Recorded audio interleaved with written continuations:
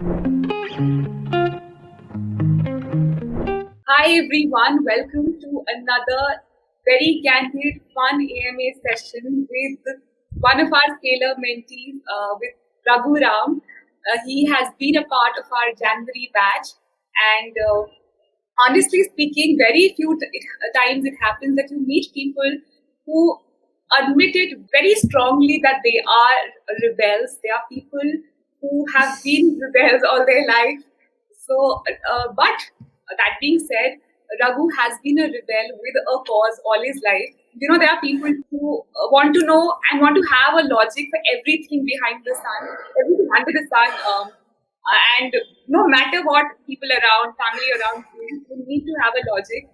So Raghu has been one such personality. So he recently got an offer from Amazon. So definitely there will be questions around his preparation, how he started, and what were his failures during his journey. So touching on this, that there would be a lot of questions being answered on how you can probably use this period of lockdown, especially for a 2019 or a 2020 graduate, because we cannot deny the impact of the pandemic situation that has had on the job market today. A lot of people are looking forward, so they're actually there to see you and hear you, honestly. So, Yeah. enough. Let me give the platform to you, and please go ahead with your introduction on where you are from and where did you study. So, yeah, over to you, Raghu. Yeah. Hi everyone. I'm Karra. I completed my BTech from VSSUT Bulla. So it's a remote college near Sambalpur. So most of you people might not be knowing. It's in Odisha. So Sambalpur is in Odisha. So most of you people might not be even knowing that. So again, secondly, it is a Tier 3 college, not from IIT, NIT or anything. So to start with, again, a big introduction is my JEE mains rank was above 1 lakh plus. So I don't even remember the number. That is a major. And second, I want to preface it with is my first year, the moment I joined my college, I was a part of metallurgy branch, not computer science.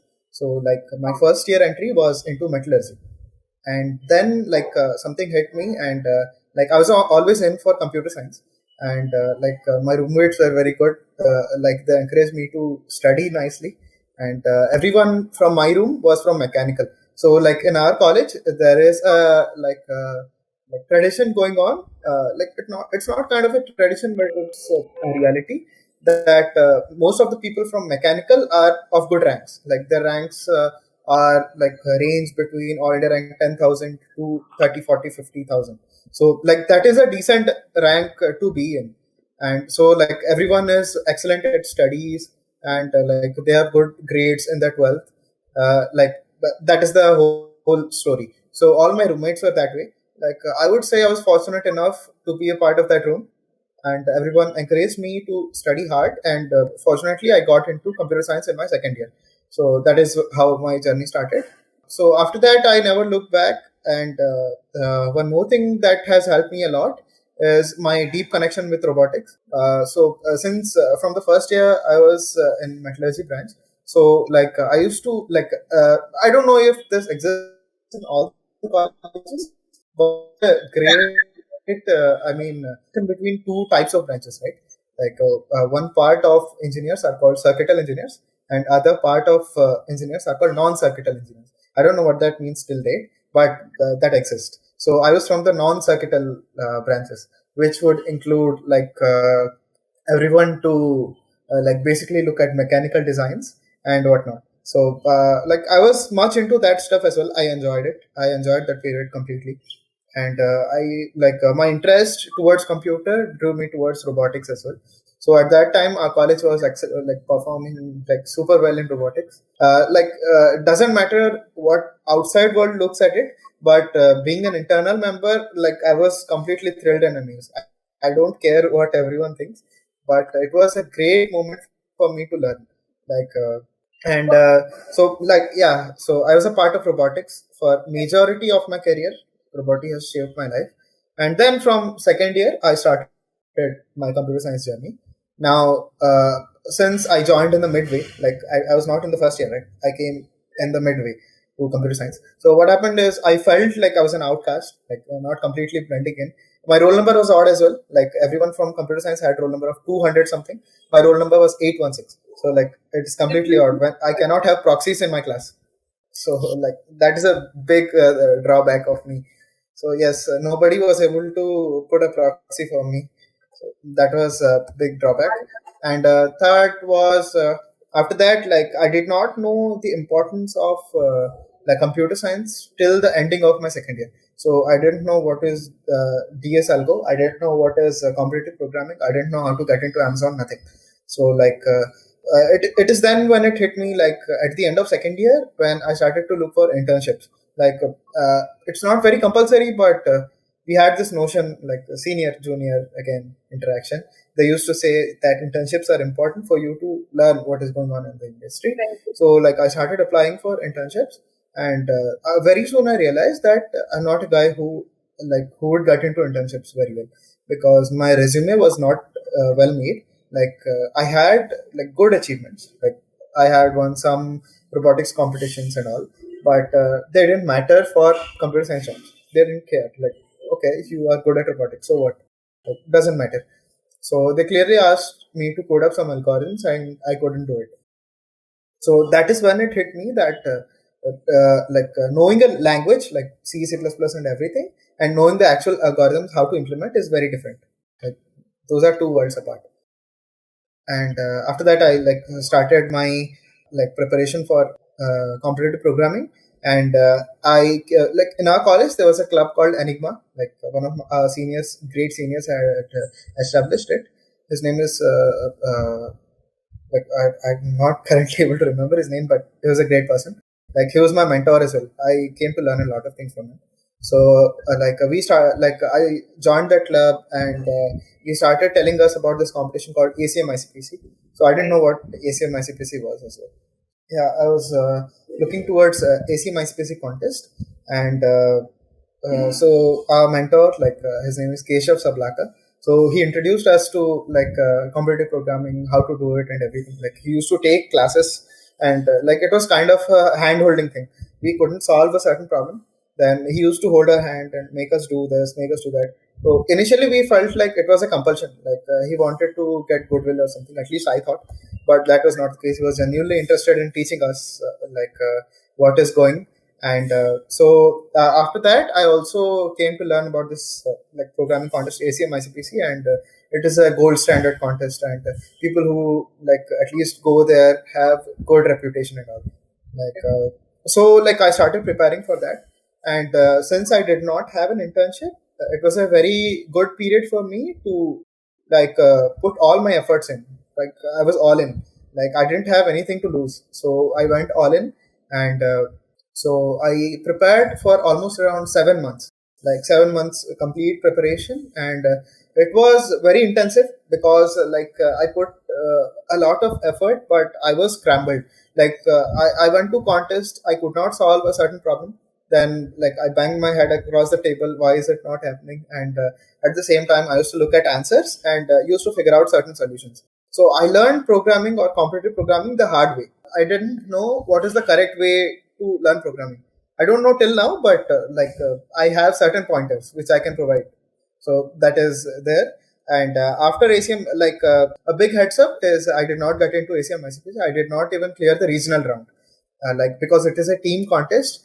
Like we had to what it is was an individual cannot do everything inside that.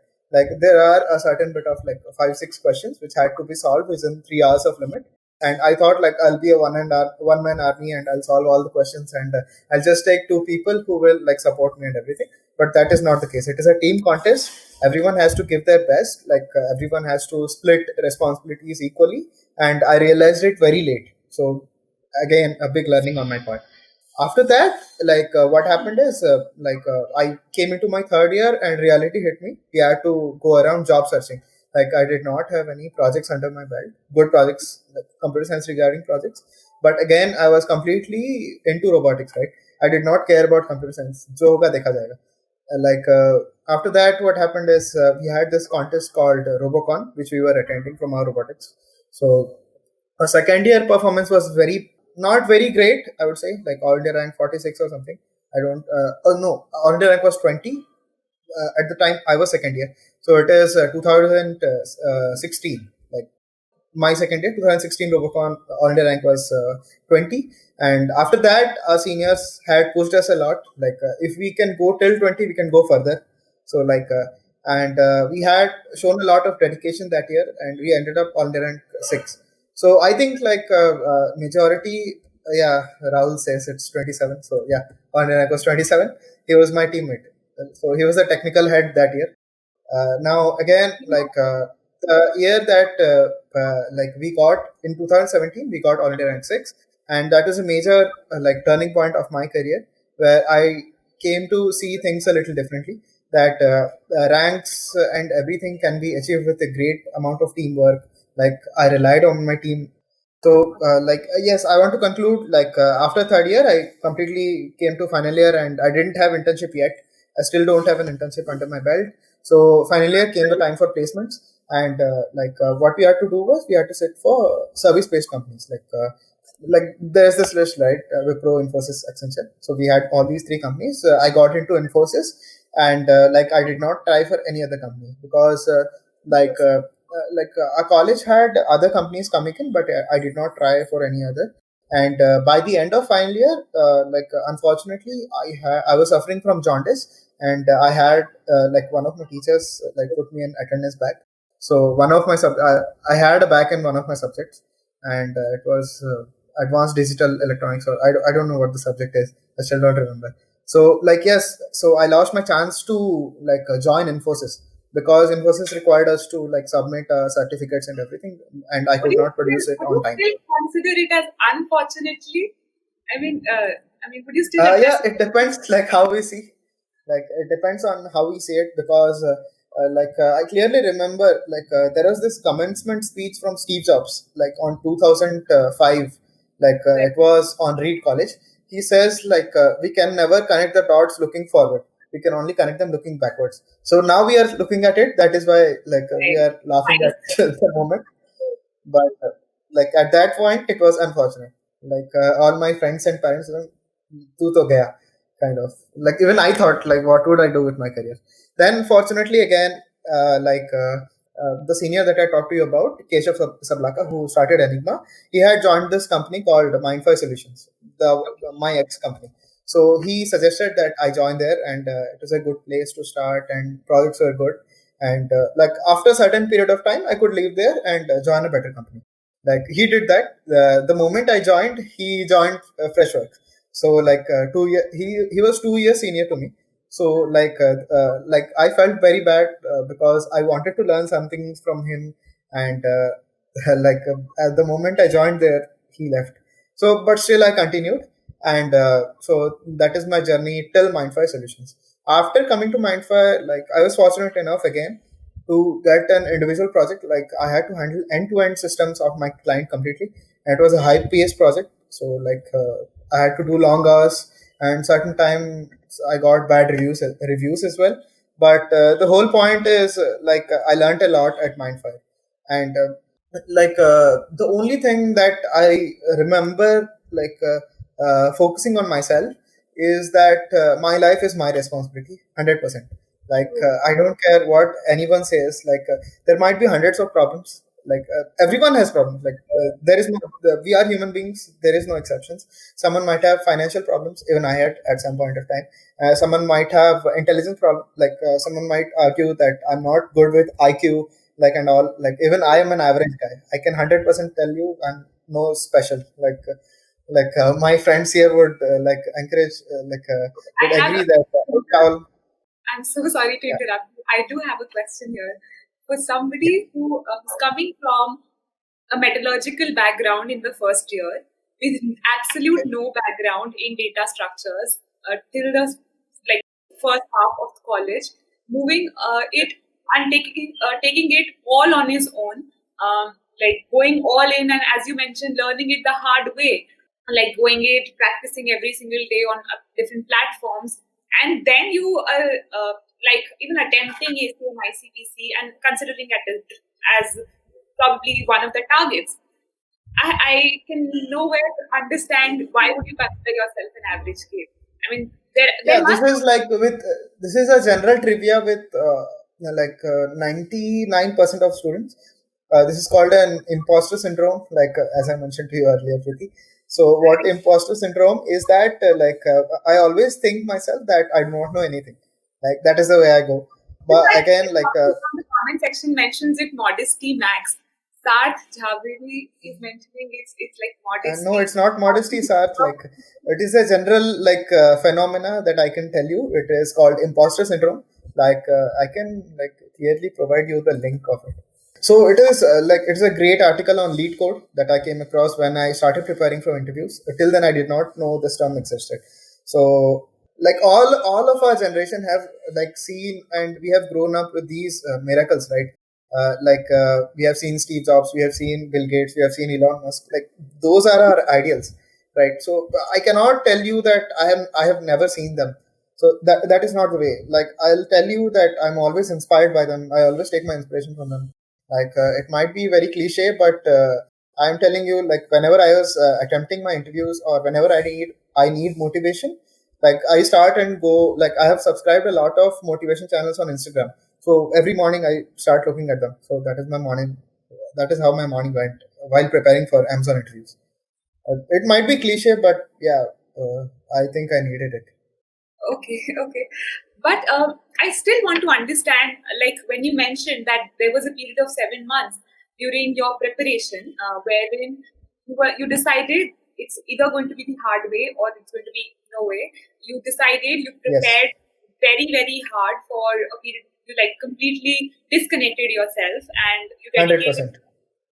yeah, you disconnected and you like dedicated all your time for preparations. I'm sure there are a lot of people in the audience from LinkedIn, from YouTube who would want to know how exactly you started. Guys, if you can comment a yes or a no, if you want to know how you can Okay. see started like So literally from scratch. yes. So, first thing, at that time, at least, what I thought was there was this general trivia who, there were a lot of my friends who seeked for suggestions, right? Like, every one of us have a good point, and it is a good thing. Like, we seek for suggestions, how to start, and everything. But, at that time, at least, I don't know how it struck me, but the best way to do something is to jump straight in. Like, I don't care. And the major thing that I had was that nobody knew who I was. So nobody can criticize on my ranks. Like let's say on CodeChef, I'm applying for some contest and I'm performing some way. Nobody cared, like right? Like nobody knew I was from certain college, and nobody would even care what rank I got, how many questions I solved. It was for me. CodeChef has this ranking system. Everybody mistake it for displaying their ranks. It is good if you're getting a good rank, but it is not for us to judge ourselves. It is for us to see where we stand in the talent pool. It is not for us to say ki ha I don't know anything. It is for us to judge ourselves ki where do I stand and how can I make myself better. So that is the way I took the ranking system. So I didn't care what my rank was. The number was irrelevant to me. The only thing that mattered for me was can I solve a given question in a given amount of time, in X amount of time or not. That was the only thing that I saw. And so as to putting in efforts, like the question you asked how I started was I Right. started with contests, complete go to any random contest of code chef, code forces, anything. Just start attempting the first question.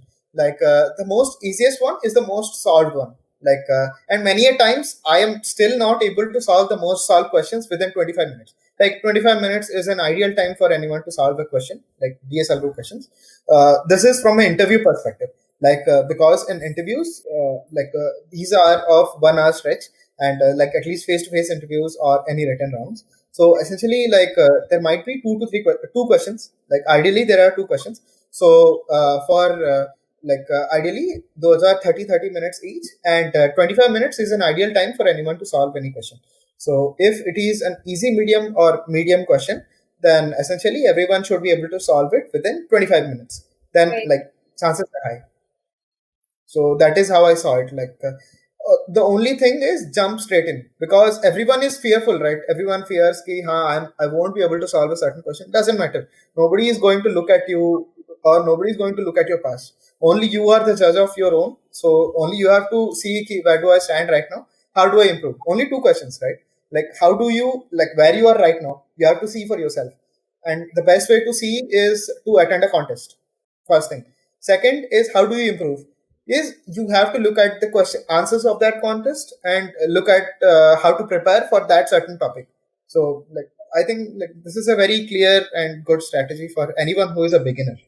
Okay, Raghu, we are having a lot of questions around system design, how someone, what is the importance of projects. I mean, there are a lot of questions. So for everybody, guys, these are some really, really important questions. We would be answering to each of them in the next 5 minutes. I just have one question left. Probably he has introduced himself and told us everything in proper detail.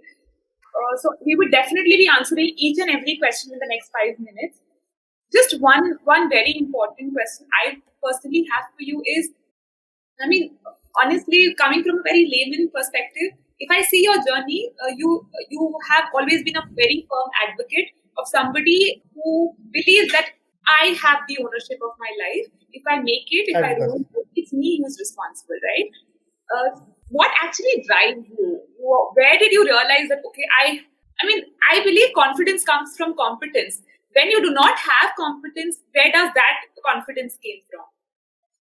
Like I think I won't agree with you. Confidence doesn't come with competence. Confidence comes with believing. Like if you believe you can do something, then 100% you can do it. Like and but like I don't just say believe. I believe that I can fly. That is like stupid. I can't fly. What I can do is I can build a machine through which I can fly. That is possible. So like there has to be practical possibility of something. 100%. I agree.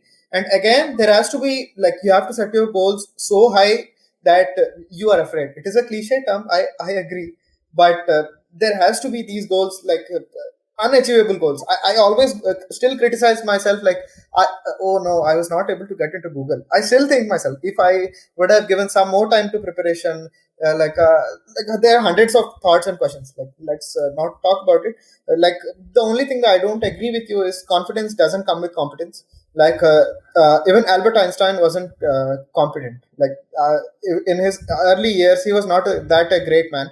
So what he did was continuous practice, continuous focus on things that he wanted to do, and like he did it. So like one more thing that I want to tell everyone, like I learned this from one of my friends, is I plus I equals I.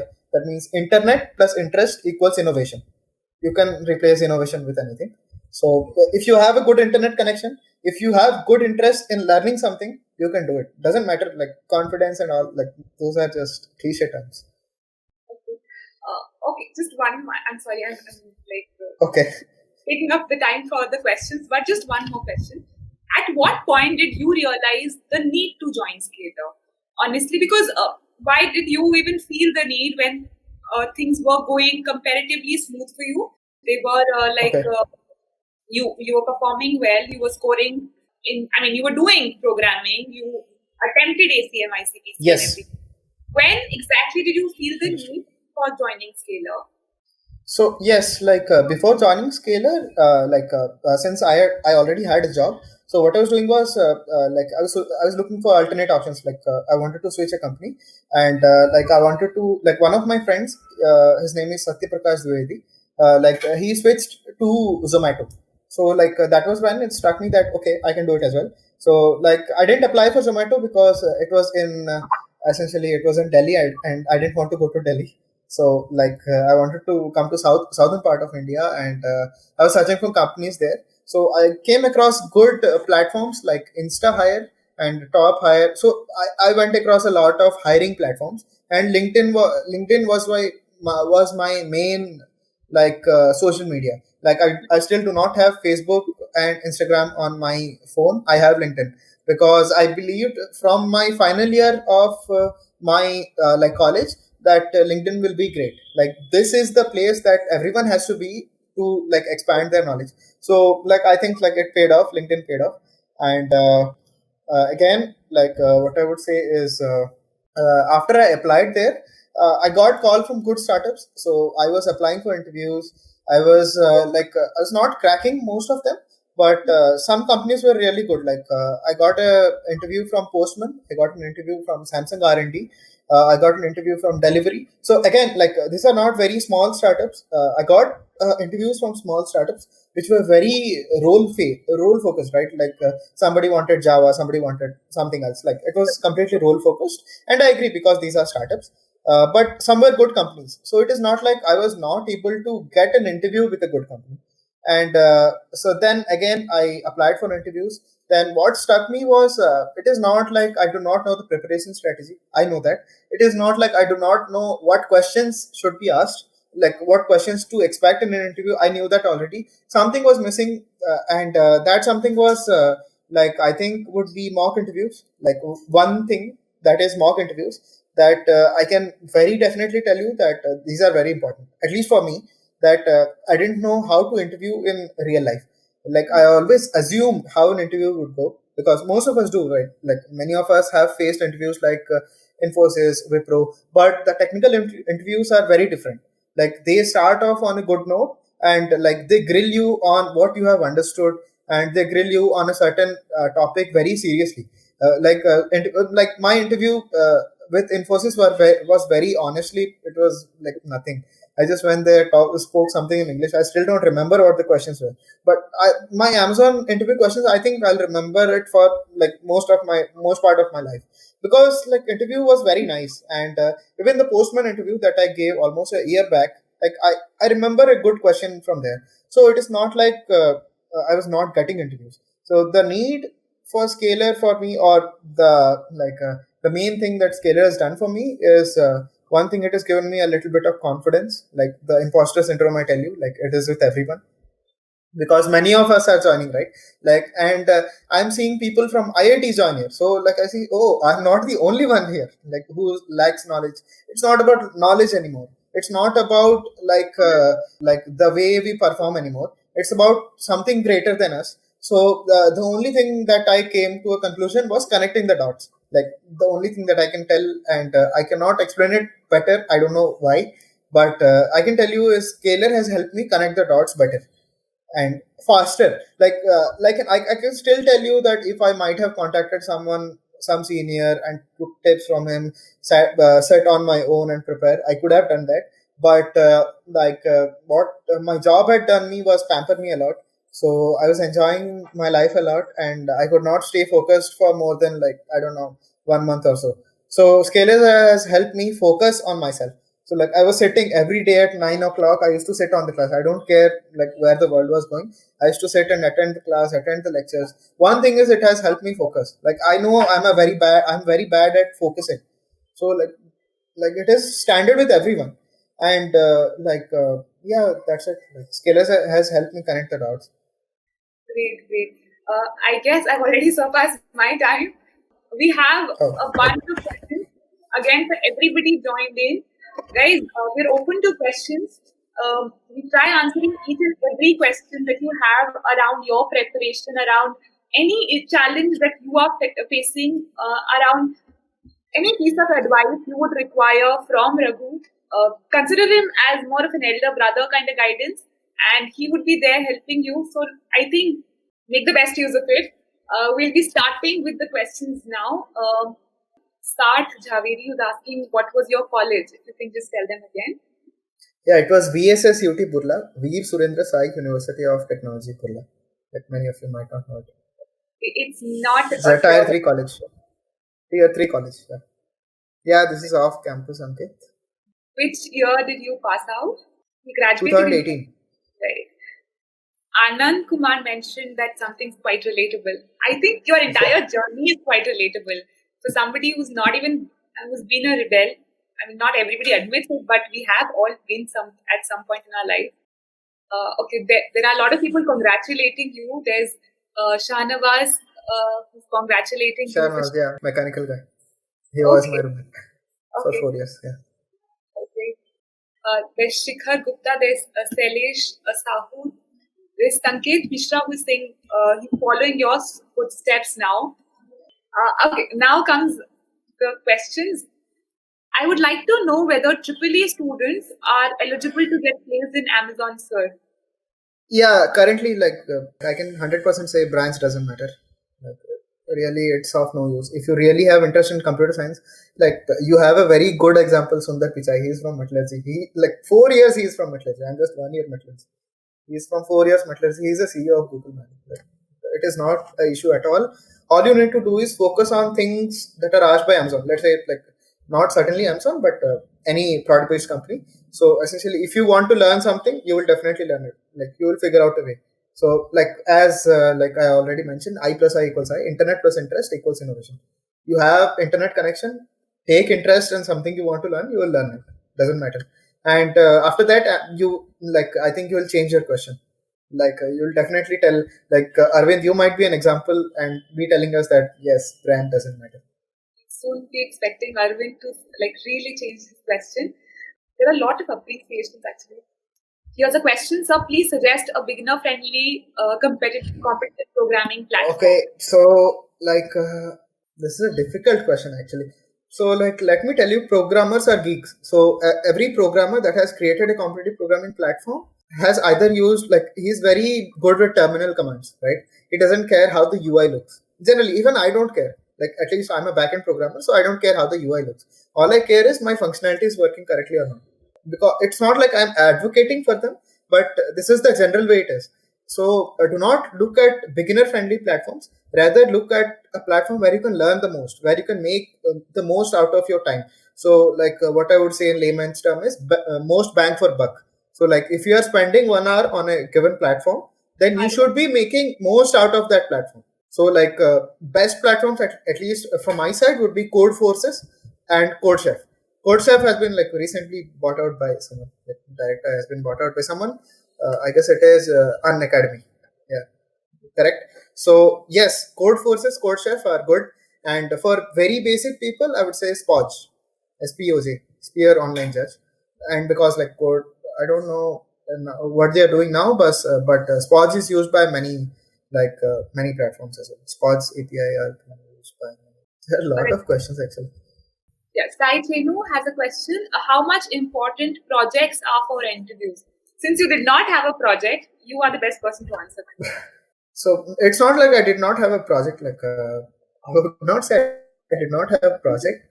What I had was great commitment. So, like, let's say in my college, I robotics. It's not like I did not work at all. Company or not, if you do a job or not, all, at least from my perspective, what I would care as an interviewer is what did you utilize your time on. Let's say you are studying your college for 4 years, right? What did you do the most in your college time? Like, I would say, like, okay, for the first year, what did you do? You focused on your grades. On your second year, grades are not that much important. What did you do for your internship? Like, okay, you did an internship, let's say for 3 months or 6 months. What did you do on that time? Like, what extra did you contribute? Like, let's say you have been asked or you have been provided a certain responsibility. Like, what did you go and do out of your way? So at least one thing that I can attribute myself is that I'm not talented, but what I do is I outwork people in the room. Like, let's say I'm in a certain organization or I'm in a certain team, then what I can do is I can outwork everyone. Like, I don't care how talented they are. Everyone, Ray Kroc, I think, this inspiration is from Ray Kroc. He's people say he's a founder of McDonald's, but there are multiple people who are geniuses, people who are talented, and people who are born with gifts. Like, they have high IQ and everything, but only thing that, at the end of the day, that matters and it is controllable by us is work ethic. Like, how we work, right? Like, one hour more of work, like, not specifically work, but one more hour in your preparation strategies, or one more, like, two, 3 more hours in, like, appreciating or learning something more, will actually end every day. Like, persistence, again, everything boils down to persistence. Is because I still remember my first day of Scalar, where not Anshuman, Abhimanyu, I guess, like, he showed us two photographs where, it's clearly stated that 1.01 and 0.99. Like, 1.01 to the power 365 is 37 point something, and 0.99 to the power 365 is very less. So, like, every day, if you do something, then yeah, it is definitely, I would say, persistence. All right. There's a next question from Krishnaya. Can you explain how Scalar has helped you more in more detail. more detailedly. So yes, I would say it in a general tone is that one is their classes are very structured, and essentially they would throw you mails, like they would throw mails at you, and they will also ping you via a private chat and tell you to join a class. So you would feel ashamed yourself, and like you would say, "Oh, okay, oh God, I have paid for this course, then I have to join." Like there are a lot of courses that I paid for in the past, but I did not complete those courses. But Scalar, I'm taking it seriously because that is one thing. They'll make you sit in the class and listen to their like lectures. And second thing is their lectures are very organized, like the way that you should actually do. Because like learning it the hard way, I have seen competitive programming in its like better truth and the complete hard way. There is no like a given like sequence in which you should do. Like there is no one's telling you that like okay, first you should do arrays, then you should do recursion, then you should do like let's say backtracking, then you should do certain tree questions, then you should do certain graph questions. No, nobody is going to tell you that. There is no platform, at least I know of. Like there might be something, there might exist something, but I did not know till I came into Scalar. So one thing that Scalar helped me was structure. And obviously if you have something structured, then as engineers we are very good at achieving smaller things, right? Like if the goal is very small, we are good at achieving that. But when we see big things, like we are not very good at breaking it down into smaller things. So Scalar has broken it down into small things. It will help you achieve those small things. And when you do those small things every day till like I don't know whatever time, then you will definitely get into good companies. Right. So like yes, Abhimanyu has put some thought into this company. All right. Talking about, please suggest some books on CP by Kusum Singh. Okay, this is difficult because I myself never have like followed any book. I seriously don't know any book if there is any. So I would suggest instead of competitive programming going for books, I would ask you to go towards blogs and Any like blog that you highly recommend to Kusum? I mean, for somebody who's starting uh, out. I still don't know. Like I don't have one good source to go to. Like Okay. everyone is still puzzled. And, like this is a very big field, right? Computer science and competitive programming is still a very big field. People are still figuring out like what to do. So I would suggest just jump right in because this is a big height. Like if you are looking at it from a top level view, competitive programming is a very big. If you call it as a well, it is okay. It is very deep, and there is no way for me to tell you like, and no one has built a ladder to get into the well. Like you just have to jump in. Like that is the only way. You will like scratch your back sometimes. You'll get hit sometimes. You'll notice that you are not good enough, and that is where you will learn. And book CTCI, yes, cracking the coding interviews by Gail McDowell. Yes, this is specifically for cracking the coding interviews, Ranjit Bhaiya. But I would say this is for interviews rather than competitive programming. So competitive programming, I still don't have a good book in my mind. If in any case you come I'm across sorry. some, in any Obviously, case, yeah, I'll put it in the comments. do please share. I'll do a So little bit of research. Yeah. if you would share the link with us, and probably we could share it with you. Okay, next question is again, ask this question like 4 times. What were the question asked in Amazon interview? This is difficult. Like there are a lot of questions asked in Amazon interview. So like I would say, yeah, I can tell you the concepts around it. Then I'll share you the article which I have written for all the questions. I have that article in lead code.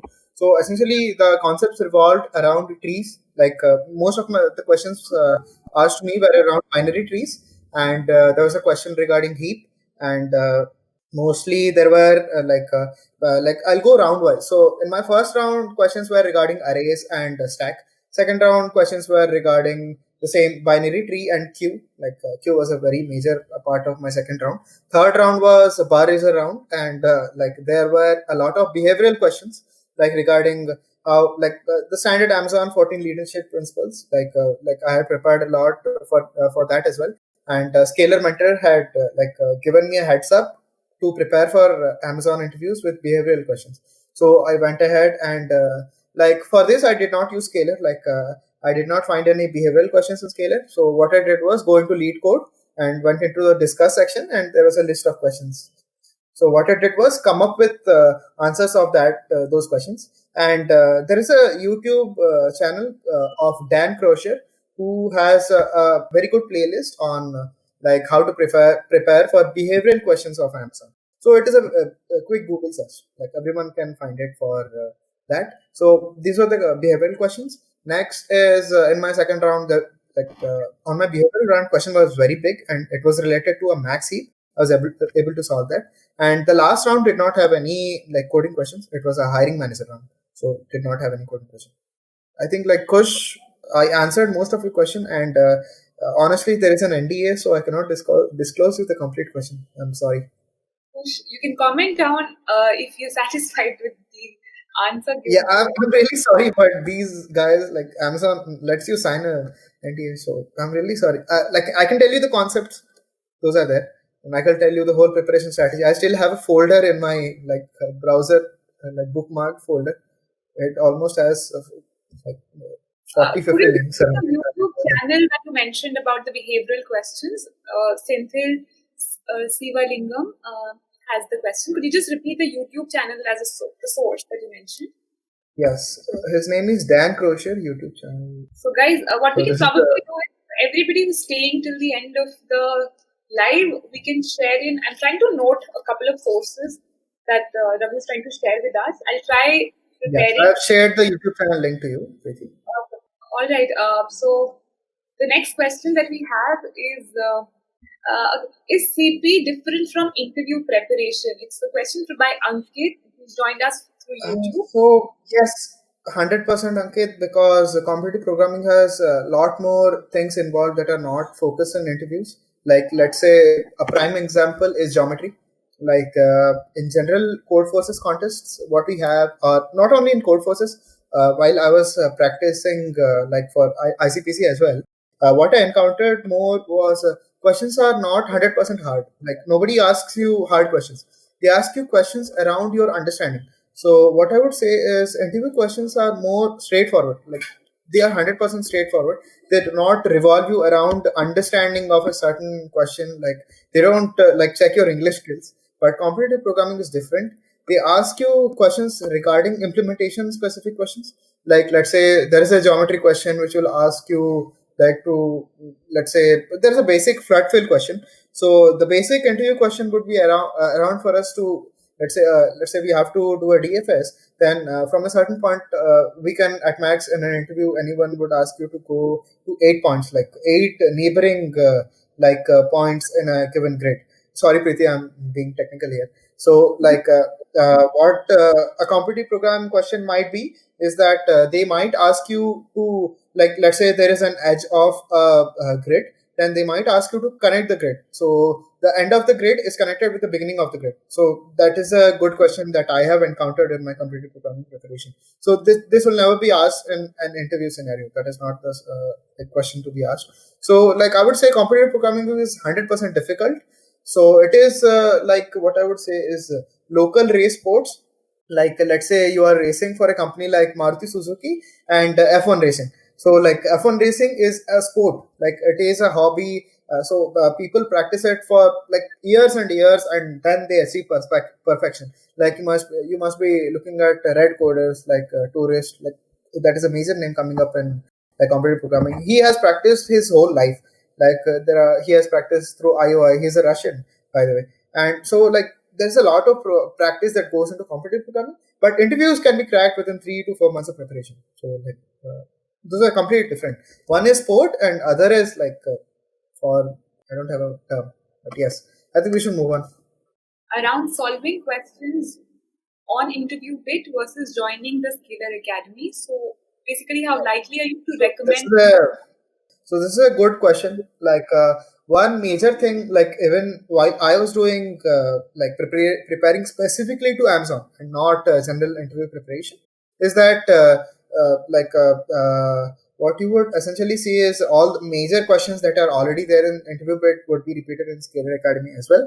But it is the order in which you solve is what matters. Akshay, is let's say on a certain day you are very motivated to solve a certain question, and essentially if you like flunk that question, like you're not able to solve that question in a certain amount of time, then ideally, like at least for me, like I cannot tell about you, but you would lose motivation to solve that question. And interview bit has a very less number of questions in terms of like question pool.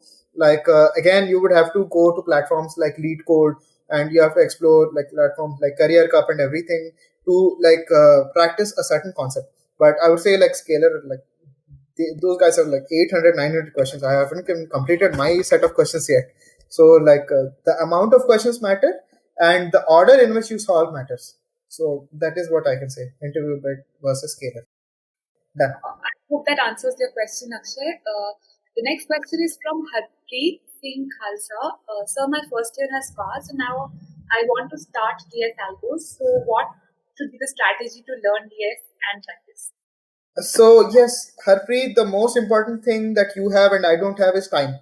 So you have a lot of time, and like there is no way around that. So like I would say, use your time wisely, and the only thing that you can do is persist. Like every day, I would just stick to this mantra: one more question, one less mistake every single day. So let's say you have 365 days.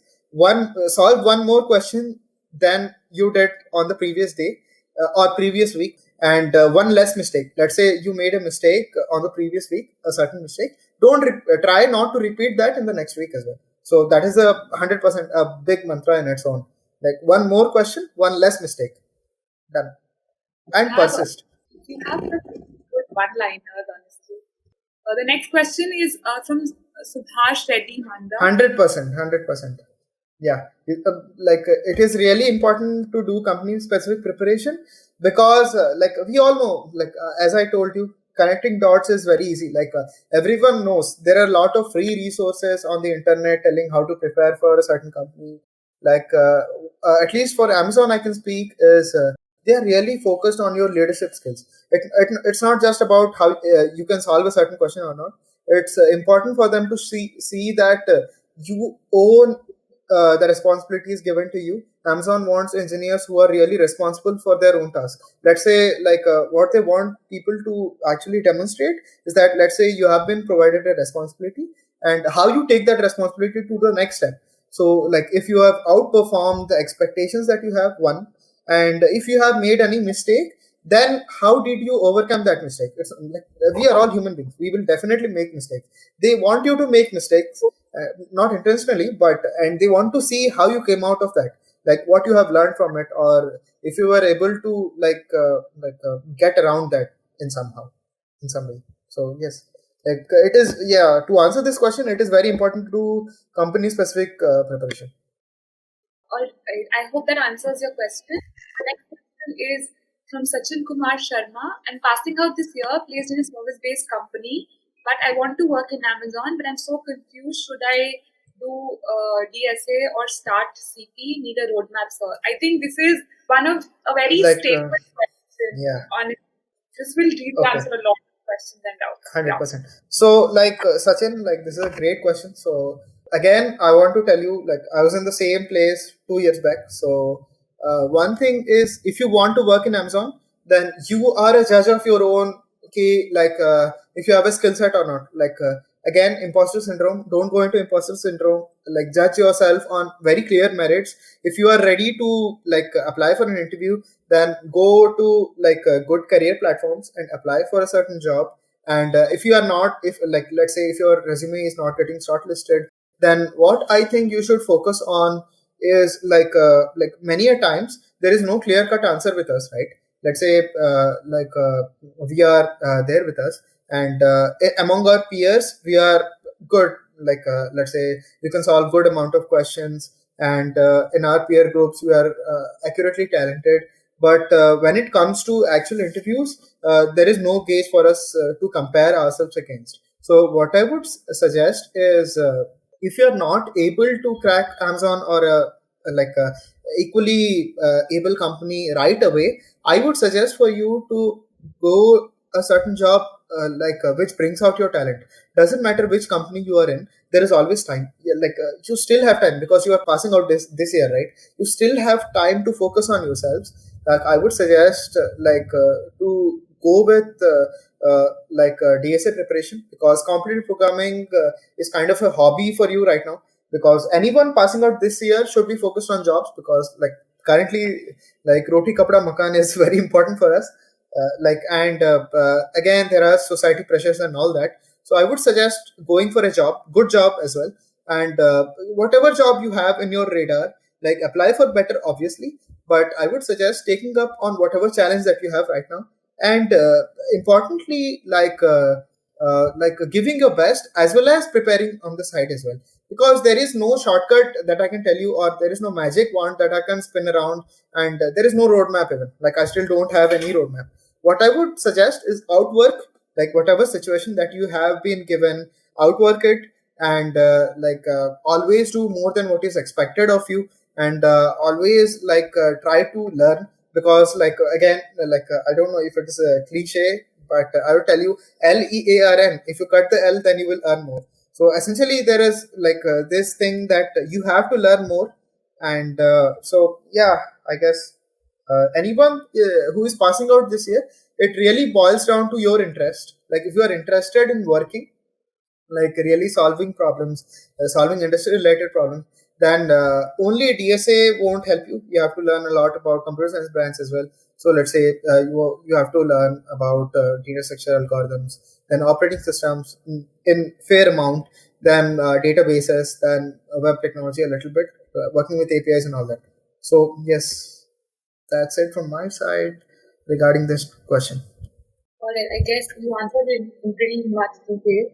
The next question is from Saurabh Gupta, who says that he's an experienced developer with 2 years experience. And what do you think are skills needed to crack, like to find at the top level company?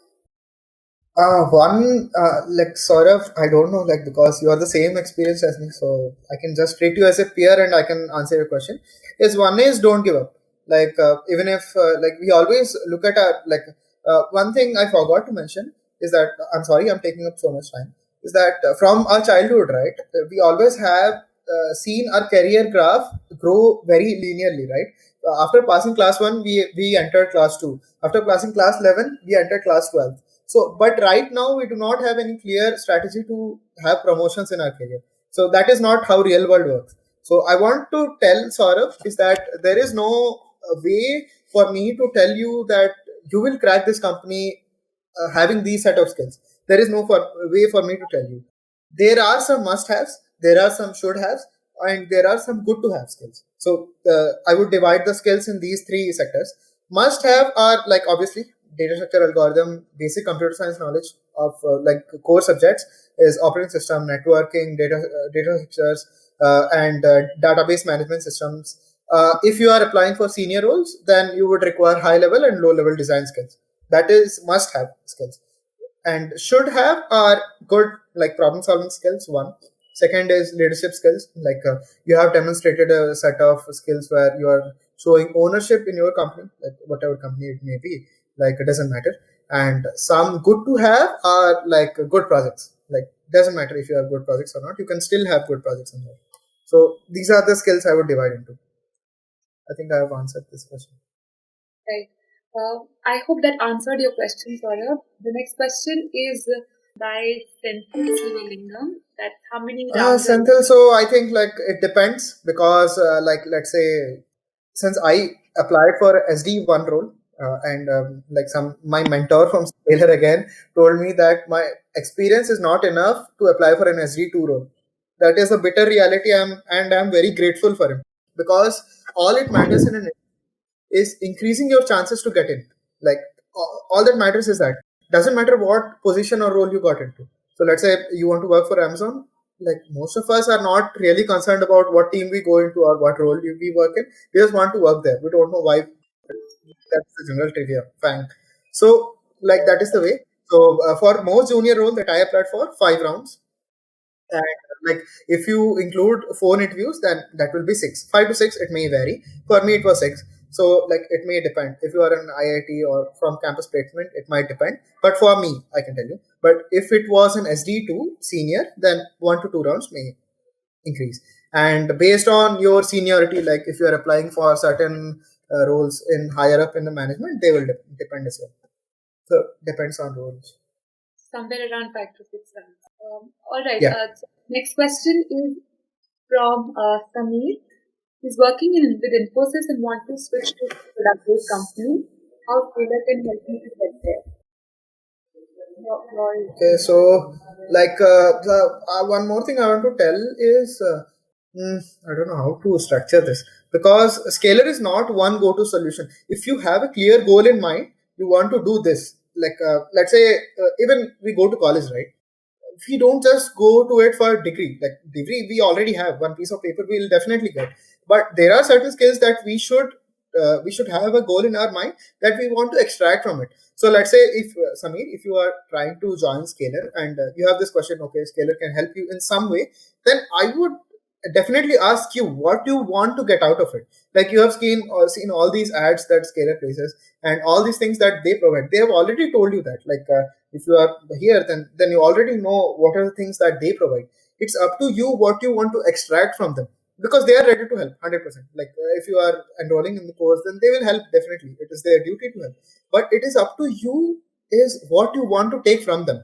Like let's say you want to be good at data structure and algorithms, they will help you to be good at data structures and algorithm. If you want a good job, then they will help you do that as well. But it completely depends on you. It is not a complete spoon feeding that they can give you, and okay, these are the steps, follow, you follow and you can get into Amazon. It doesn't work like that. It's up to you what you want to extract from them, and then you will have to say, okay, these are the things that I extracted from them. So that is the better way to look at it. Scalar can help you in many ways. There are so many aspects of it which even I don't know. So there might be many programs that are still in development or in beta phase, because I joined very early on in Scalar. You might join like a month or two later, and some things might be introduced new in your batch which were not existing for us. So there is no way for me to tell you in what way it will help you. But what I can tell you is obviously in coding, you will improve your coding skills and you will improve your interviewing skills. But not only those, you can also focus on so many other things that Scalar can help you, and you need to ask for it. If you don't ask for it, then I don't think anyone will provide it. So if you ask for a certain thing, you will get it. End of story. All right. The next question is by Pratibha Zutshi. In how much time did you get the job at Amazon after completing the course at Scalar? So Pratibha, I have not yet completed the course. I'm bunking my classes for a certain time right now. So after getting into Amazon, I have started bunking my classes. So yes, my journey is a little different. Being I'm still a Scalar mentee and I'm not a Scalar alumni. So what has happened is the moment I joined Scalar, our classes started in February, and I was already applying for interviews, right? From the past, I was already applying and I was getting interviews. I was not able to crack them. So that is the way Scalar helped me. So I had applied for Amazon in October via InstaHire. So I did not have a chance to look at Scalar referrals. So if anyone asks me that, I cannot answer that question. So through InstaHire, my resume got attention from Amazon recruiter. So I was contacted by email at the end of March 20th to be exact. So from that time, I informed the same to my mentor, and I was completely panicked because I had not completed my course yet. So the only thing that is told is you cannot control how this interview goes. Only thing you can do is focus on your preparation. Do your best. Let's see what happens. It's not for us to see your course is completed, but you still don't have a job. He asked me to take it in a sportive way, to see okay, this is a stepping stone, but we can do better as well. So and after going through it, I saw that I still had time to prepare for. So what I did was I took along with Scalar, I took a lead core premium subscription, because I wanted to have all my options. Obviously, because if I wanted a certain job, then I'll take all the options and instructions available to me. That is me, at least. I don't know how better to put it, but Scalar has helped me to get all. I was looking at Scalar to get my concepts clear. Like if I have a doubt in certain concept, then I'll go to Scalar. I look at lecture videos and I'll solve some questions, and then I'll come to lead code and I'll solve company specific preparation. As I told, for Amazon, there are certain things that they ask and certain things they ignore. They don't ask about dynamic programming a lot. So I dropped on dynamic programming and focus more on tree, graphs, queues, very basics. So that is how. Time, I would say 3 months complete. February, March, April, May, 4 months. Yeah. I hope that answered your question, Pratibha. The next question is by Abhinav Anand. What is the importance of side projects in Amazon? And if you have some I think I've already answered this question. So side projects again, side projects only are only required when you have free time at your hand. So Abhinav, let's say you are doing some course or you are working somewhere. If that course or work takes up your 100% of your energy, then you would not have like any logical way to work on side projects. That is like very unrealistic to expect from you. But if you have good amount of time, it is very important that you do side projects, because the whole thing that matters is how you are interested. So what let's say if I take an interview of yours, then if you have a certain amount of side projects, then what it shows me is that you have interest in that field. Like let's say you are interested in computer science and not just doing it for the sake of doing it. And that is the way I would look at it. It is good to have but not must have. Like if you have some free time, then it is very good that you focus on side projects. All right. The next question is by Saurabh Gupta. For DS Algo interviews for someone starting from basics, is scalar material sufficient or is there something else we should refer? If yes, what all? So yeah, this is a good thing I like about Scalar is the people who are teaching at Scalar, like the classes that we have, they also suggest you some extra material that you should go and study. So similar to our university classes, they'll always teach you a certain amount of thing from a given notebook or from a given textbook, but they'll also tell you to refer something else from internet. It's up to you if you are ready to like refer that or not. But I would definitely say if you are starting from basics, scalar material is 100% sufficient. It will take you like from zero to hero. That I can tell you. Like for material or quality, I am a good judge. I have seen the material. Like I've seen both, like without scalar, with scalar. But yes, one thing I can tell you, sequence is good. That is 100% for beginners, because or else it will take you a lot of time. It's not that you cannot do. Like I would never tell you that. It is that it will take you more time, and like you have to figure it out. You have to make those connections in your brain. Like scalar helps you do that. All right. I hope that answered your question, Saurabh. Yeah. Next question is by Himanshu. I'm pretty much confident that I can clear DS Algo, but many of my friends get rejected in the bar raising round. So, any tips around that and how to clear that type of? So yes, very good question, Himanshu. So I'll just preface this by telling everyone, like most of people might not know what a bar raiser round is. So like a responsibility of a bar raiser is he or she will ensure that the person he is interviewing is more talented than 50% of the talent of the current company. So let's say the bar raiser that I attended for Amazon will be ensuring that I am more talented than 50% of average talent of Amazon. So that is the actually role of a bar raiser interview. So the major like bar is around is different for different companies. So I cannot tell you to crack the bar raiser for all the companies. It might be different. So and bar raiser is very subjective to a given candidate. So they might ask you questions specific or tailor made for you. So like it is that is why most people fail. So like if you are not 100% honest in your bar raiser round, that is the major reason people fail in bar raiser round. So majority of Amazon's bar raiser go with basics of computer science is what like at least what my round for like major interviews that I have followed via Geeks for Gates, Scalar, and other lead code discuss forums is that majority of bar raisers go in this way.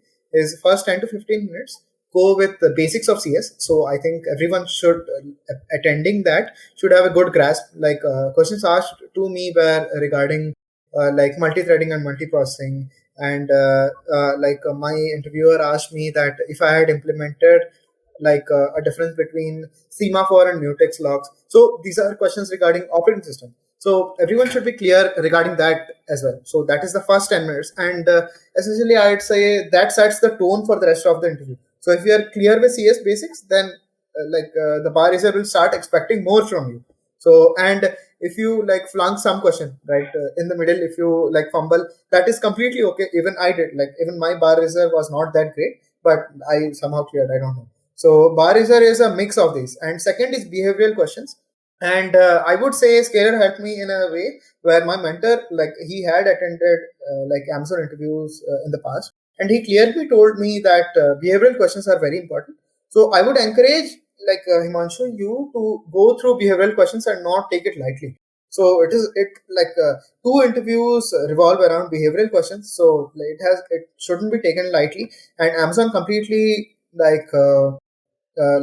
focuses on like how you did in your past. So like the link I shared, Dan Crochet. So it was a very big help for me. I went through his suggestions and how to prepare. And it's not like you have to spend more than 10-15 days on preparing behavioral questions, but I think you should reflect on your career. And one thing, if you're I did a small cheat on this way, is that I had a small piece of paper detailing what I did in the past on the wall that I had interviewed. So let's say I'm interviewing like this, and I had a wall in front of me. So I wrote all my past experience on a piece of paper and I pasted it there so I can refer it quickly. So that is a small piece of hack I did. Makes sense. I hope that answered your question, Imanshu. The next question is again a future Okay. content. Is it good or bad? Basically, full stack. So yes. So this is a very good point. I would advocate is front end is the future, because like everybody loves a good UI, right?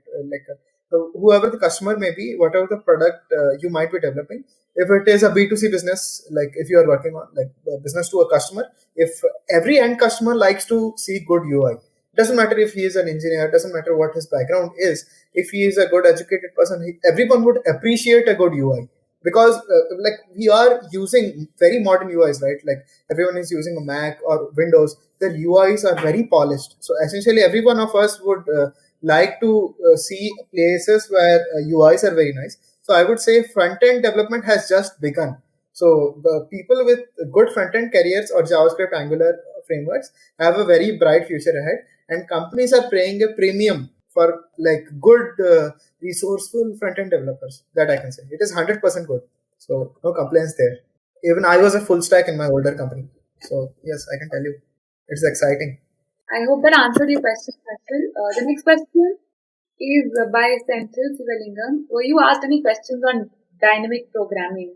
No, I wasn't asked in my interview, and it is very, like I would say, rare for Amazon to ask these questions.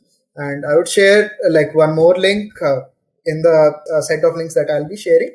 Is there is a given graph according to which we have seen in our CBSE topics as well, right? This is the most important sector that we should practice, most important chapter. Similarly, for Amazon as well, looking at the number of interviews, we can draw some conclusions regarding the way we will be asked questions, right? Trees are a very important topic, then prefaced by graphs, queues, linked lists, and then dynamic programming comes somewhere around us. So it doesn't matter.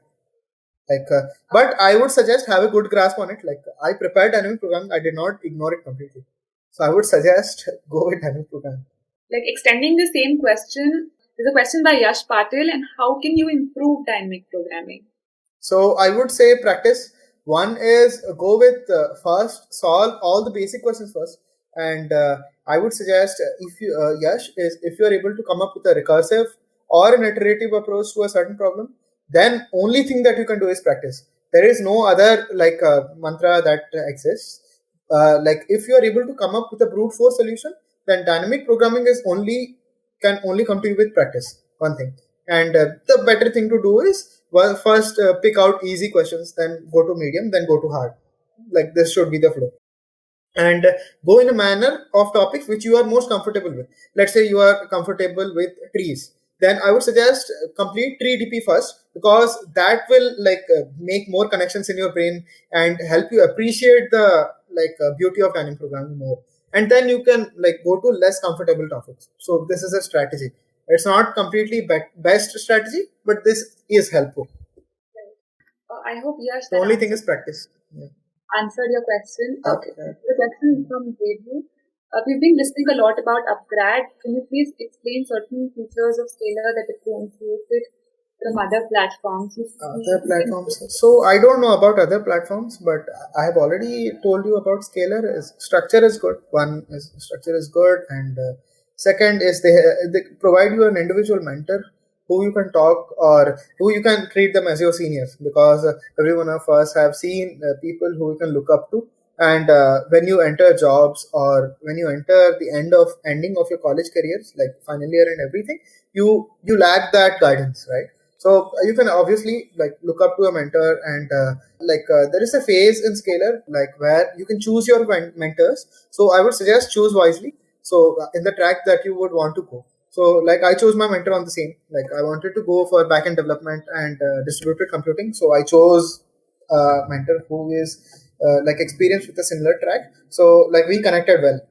So yeah, that's how Scalar is Everybody different. who does not know, scale, you are provided with a mentor. So, mentor is an industry expert who's already working in one of the tech companies, the top tech companies, where you probably wish to be someday down the line. Okay, so you would be having a one-on-one session twice every month, and every third session with him would be a mock interview. So he's more like, in our words, we call him more like a big brother kind of figure, and he would be there available for anything and everything, any personal guidance that you require. So yeah, that's what a mentor is for. I hope, Devu, that justifies your question. All right, next question is by Srivasthan. Do you suggest to go topic wise or random while practicing DS algos? Yes, this is a very good question. So, if you have a lot of time in your hand, like if you don't have any quick goals to achieve in the short term, then I suggest you go random because you will explore a lot rather than going on topic wise. Because topic wise restricts your brain to, okay, look in that sector only. Let's say you already know that a particular question is from a given topic, then your mind will stop exploring at options and stop looking at solutions that might be of a certain topic. So, some questions might be simply solved by binary search, and sometimes if you look at questions which are from binary search, then you'll obviously like trick your brain into thinking it in that way. So if you have a lot of time or good amount of time in your hand for preparing, then I would suggest random, so you can make better connections in your brain. It's all about making connections in your brain, right? And it's like chemistry, making experiments, trial and error. So you'll think about a question in a certain manner. Okay, I can apply DP here. I can apply like recursion here. I can apply iterative approach here. So that is the way I go at least. So like going random will form better connection in your brain than going topic wise. But if you are crunched with time, I would suggest topic wise preparation. Okay, okay. All right. The next question is again by Himanshu. He Scalar Academy homeworks and assignment questions are enough to crack any interview like Amazon, or need more practice on platforms like YouTube? See, Himanshu, so like, okay, how do I say it? If you really want to crack some company really bad, right, you won't leave any resource that is available to you. That at least I did. Is like Scalar. I cannot say it is enough because I myself went to lead code for better practice. I not because questions were not available in Scalar, but to see that Scalar did not have this feature called company asked questions. At least the time I was there, like Oh, I had you provided that feedback. They might be incorporating that. Yeah, they have, have incorporated that now, but at the time like I had joined, they did not have this feature. So what I did was, okay, to get and Scalar doesn't have a big community right now. It is starting, right? So lead code is a very mature community. So what you can say is, okay, I can go to lead code for discussions, like because like you can look at discussions and articles from ex Amazon people to look at how their interview went. So even Geeks for Geeks is a good resource. So I won't tell you that Scalar is a like 100% go-to solution. It will mature as a platform. It will take its time. It will get good developers. It will take good mentees to add their experiences. So like let's say if you want to read my experience, then you would have to search for a certain point in Scalar. Then you would have to go there. So it will take some time to mature, and then I will definitely, after 5 6 years, I will definitely tell you, yes, this is the go-to platform. But now it will take some time to mature, and if you are like me, in some way like me, then I'll tell you, take all the options available with you. You will leave no stone unturned. So I'll tell you, like, go with all the options available, read from everywhere, read as much as you can, so like you get a good grasp of everything. Right. Just adding to this question, we do have company specific interview questions that are mentioned on the interview bit website. I can share the link in Yes. the comment section. Yes, I have went through interview bit as well. Yeah, Like there your are. question was about scalar. Sorry. This is the link. I can probably reshare it in the doc file that we will be sharing it. So we do have company specific questions as well for Google, Microsoft, and everything. So probably if you require, you may use this as a resource. There's one question from Ronak Pahwal. He says, I don't like competitive programming and I just lose hope doing it. Can I Okay. integrate companies? Any piece of Okay, advice? so this is the first time I have came across such a question. And I'll need some time thinking, but I can tell you this is that if you don't enjoy competitive programming, then it is completely fine. It's not for everyone. I'll 100% tell you this. But yes, obviously you can get into great companies. Companies do not require your hacker or courtship profile. Like that is in no way a good measure for your talent. All you have to do is clear their interviews. So that is basic. If you're good at some other stuff, like let's say you are interested in machine learning or IoT or something else, you can definitely go ahead and do that. But you should be 100% clear with the basics of computer science, basics of data structure and algorithm.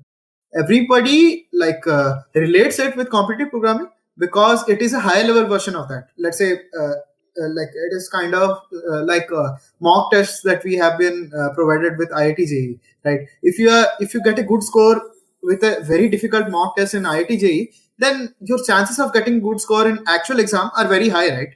Then it is similar. Like if you're good at competitive programming, then the chances of you getting into like good companies is very high. Doesn't mean it is a prerequisite. It is in no way a prerequisite. That I can tell you. So I hope that answered your question, Ronak. The next question is when to apply for Amazon off-campus internships by Saharsh, who joined us through YouTube. Okay, so the best time to apply is now. Like obviously, the whole year Amazon has like all those recruitment things going on. So I would suggest first be prepared and then apply. There is no good place because for internships I cannot tell you how to apply for because I did not do an internship myself. How can you ask me that question? Okay, this next question from Gurleen. How can one prepare for DSN algos in order to crack interview? So what is your preparation guidance if somebody is approaching Uh, DSI? This is like very generic question for me, and so yes, I'm a third party source to say this because even I have studied this. Like even I had googled this question at some point of time. Even if I knew how, even if I did computer programming and everything. So like what I would say is, please take some time into researching platforms like Geeks for Geeks, Interview Bit, Lead Code. So because this is a very generic question. So and there is no one right answer, right?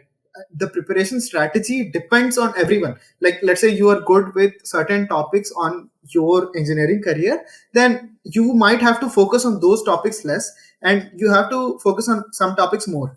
So all you need to do is practice. One I can tell you is practice more, and the order in which you should do is not specific for anyone. So there is no one magic formula or one right answer that I can tell you is okay, do this and you will get into companies. There is nothing like that because companies that are interviewing are filled with smart engineers, right? Everyone is smart. They will like see right through you if you have certain thing by heart. Like if you have certain thing, okay, there is some strategy you have followed and it doesn't work out, then you have to pivot strategy. So that is the only way. So you have to learn by trial and error. Or like you can go with Skiller guys. They give a good like order in which you should prepare. If order matters to you and you're a complete beginner, then I would say take some time.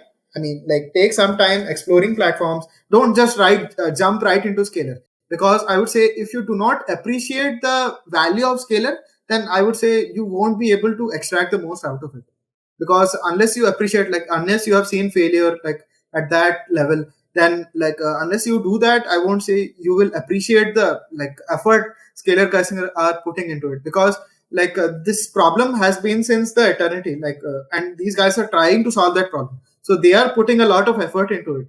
So unless you appreciate their effort, like I don't think you will be sitting and every day you will be attending live lectures, so it won't matter to you that much. So unless it matters to you that much, I don't think you should join Scalar. Said it very well. Alright, the next question. I hope that answers your question, Guli.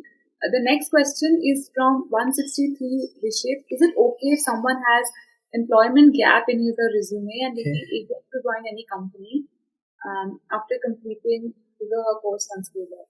Just one thing to add in here, guys. We as an academy never would want ourselves to be portrayed as a referral program.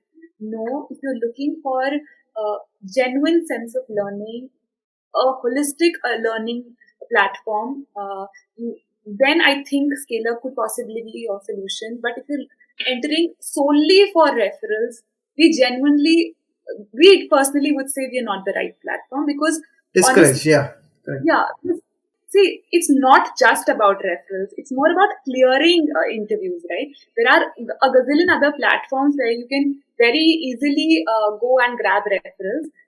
For just for the sake of referrals, there's no point spending a hefty sum of money. But if you're looking to be approached as a good engineer, a good genuinely, if you want to be a good engineer and you're looking for a holistic growth, then I think we can help you. I'm sorry, you can answer it better. No, that is 100% correct. Even I, like the previous question I mentioned it, that if you do not feel the dire need of scalar, like there is some gap which you are unable to fulfill on your own. Like let's say something that you want to get out of it, until and unless you feel that gap in yourself, and there is no platform that you can look to, or there is no free resource that you can get to do that, or there is no senior, like immediate senior, that you can get tips from. And like there are so many other things, like you might not be able to put in the amount of hard work that you want, or you are not getting a like if you are a working professional like me, then you don't have time to like browse across thousands of questions and free platforms and select among them, like select good questions among them to clear interviews, right? Like I didn't have that kind of time while I was working. So scalar helped me, like to do these set of questions. Good, okay, these are the questions that you should do and this order you should follow, and if you're not able to do that, we are here to help. So unless and until you appreciate the things that they are doing, then I wouldn't suggest like spending the amount of money. Yeah, I would agree. And employment gap, yeah, it is completely fine, Rishit. Like nobody cares. In at least in information age, nobody cares about employment gap. If you have the skills, if you have your reasons for employment gap, nobody will even question like why you had employment, unless it is very long, like 10 years. That is a big, so it will need good amount of explanation. I hope that answered your question, Vipul. The next question is from Ayush. Do I need to prepare system design? Any suggestions of where to study? Yes, Ayush. So essentially, whenever if you are applying for senior roles like SD2, 3, like not SD1, so definitely you would need to prepare for system design. So suggestions is one, Scalar already does that, but another course that I came across is Grokking the System Design Interview, and they have very good system design course. And there are a lot of blogs and lot of resources just regarding system design. And grokking the system interviews, like system design interview, is a very good. So I think it is from, so grokking the system interviews is a good resource from educative.io. Like I'll share the link with you, Preeti, so you can. Let's move ahead to next question. There's a question around the work-life balance at Amazon. Working up. Okay, to be honest, I have not started like working full time, like 100% with Amazon, because I have not yet received my laptop. It is still on hold. So like I cannot tell you work life balance, but Yeah, I don't think there will be any problems. It depends on the team. I am assigned to core transport technology team, and so it is a place where like when you click on order something, then after which the logistics happen, like all the logistic APIs and everything. There are a lot of teams that depend on us, so I think like it will be a good experience for me. Like I don't care about work life balance, really. Sorry, I cannot. I'm not the one to like provide you a correct answer for this, and I do not know what work life balance is, so I'm not the right person to tell you. there's a very interesting question by Siddharth. He's talking, I mean, although you would not believe to be a person who's looking forward to work-life balance, but where were you able to take out time with your previous company work and the preparation, and how much time did you specifically spend? That's a very important question. Yes. Yes. So for this, I want to tell you is there is a preface which I want to give is all that matters is your attention span. So even if like Siddharth, we are working in a company, like we have a very clear like let's say 2-3 hours of attention span that we can provide to any certain thing, right? Let's say you are preparing for interviews per day, you can hardly provide 2 to 3 hours. Even I had only that amount of time. More than that, it is difficult for us to find. But I would say if you do it every day, 3 hours for 3 months continuously is a lot of time for you. So I would say consistency is very important, and sometimes I had some time lying around on weekends. So on weekends I was mostly free, and I used utilized most of my time regarding that. And also, while I joined Scalar, I had some side projects that I was seriously working on. And but like I talked to Abhimanyu, and like with his good suggestion, I'm fortunate to have his suggestion, is that I had to drop those projects. I dropped it completely, and I 100% focused my extra time on preparation. So with me, I was fortunate that my project was completed in my current company, and I just had basic tasks to do. So like most of the time, like per day, I could focus more than like 12 hours of preparation. So like for 3 months, I could do that. Like that was my daily schedule. But it does not have to be for you. If you are getting 3 hours every day, that is more than enough. Even if you are getting 1 hour, use that wisely. Just plan it 50 minutes ahead. Like if you are doing for 1 hour preparation, going for 1 hour, don't plan at the beginning of 1 hour. So like that will be wasting another 20-30 minutes. So I would suggest plan when you are having lunch or something. Like plan your 1 hour, how you will be utilizing it, and then use that 1 hour 100%, and do it every day for 365 days. Then you'll see the miracle. All right, all right. There's another question. It is like, what if in this pandemic we get any service-based company? Should we go for that or prepare for only product-based companies? Who's that? See, so yeah, that is a good question. So what I would tell is, because it is a pandemic, I would definitely ask you to go for that offer, because there is no certainty that product-based companies will be hiring for eternity, because it always depends on what value you bring to the company. It's always that, like it's always a matter of profit loss. If you are able to bring a good skill set to a certain company, then I would definitely suggest go for a product-based company. And if you are not happy with the like amount of thing, and if for some reason you do not get a product-based company, then I would highly encourage you to continue preparing for product based, because there is no certain point in life that you will feel that you are ready. Like there is no point in life that you will say, "Oh, okay, I'm ready to go into Amazon, I'll just walk right into the doors and I'll get a job interview." That is not how it works. It is a progressive process. Like every day you have to apply for interviews, you have to do some mock interviews, you have to go through the whole like painful process, and then only you will get into product based companies. For some it might be fortunate, like in the first try you will get it. For some, like if you are good prepared, but for most of us it is not the way.